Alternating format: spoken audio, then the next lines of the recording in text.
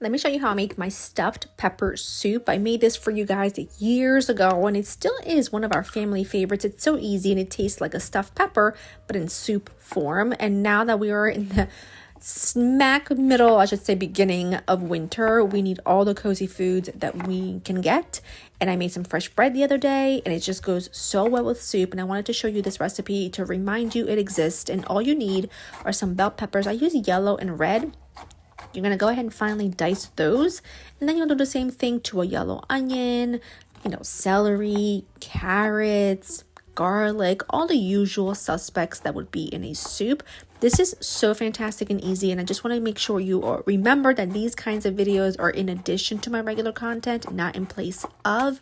We always take the week between Christmas and right after New Year's off, but new videos are coming this upcoming week, and I'm very excited about them. We've got some coq au vin, we've got some desserts, we've got some really fantastic things coming your way, so stay tuned. But in the meantime, I'm going to add additional videos for you with just additional content.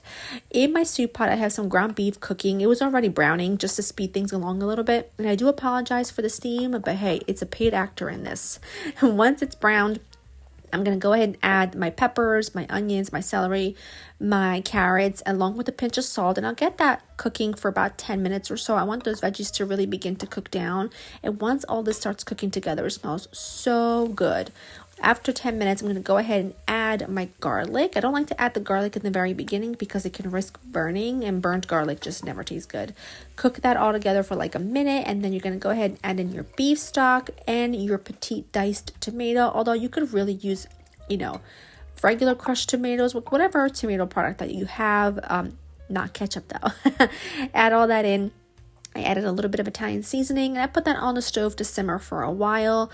I wanted everything to kind of concentrate and cook down, and then once it was cooking for a bit, it was ready for rice. I like to use arborio rice because it makes this a little bit creamier, and just pop that right in, and you're going to go ahead and cook it according to package instructions. Mine took about 20 minutes, and you'll make sure to adjust seasoning according to your preference. It may need more salt, it may need more pepper, it may need more Italian seasoning, so give it a taste when it gets a little bit closer to being done.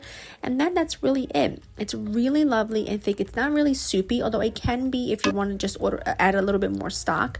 We like it quite thick and like yummy and just delicious. Lots of parm. You can also top this with provolone or stir in some provolone cheese. The recipe does call for that, and I do that sometimes, but otherwise this is perfect.